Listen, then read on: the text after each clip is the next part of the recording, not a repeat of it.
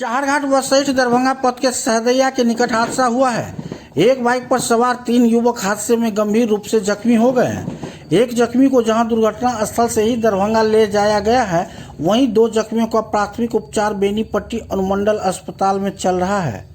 प्राथमिक उपचार के बाद दोनों युवकों को बेहतर इलाज के लिए रेफर किया जाएगा।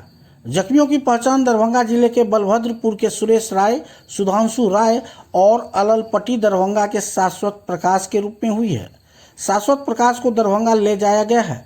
उधर दुर्घटना की सूचना मिलते ही बेनीपट्टी थाना पुलिस मौके पर पहुंचकर दुर्घटनाग्रस्त बाइक को जब्त कर हॉस्पिटल पहुंची, जहां जख्मियों की स्थिति को देखा और तीसरे जख्मी के संबंध में जानकारी जुटाने में लग गए।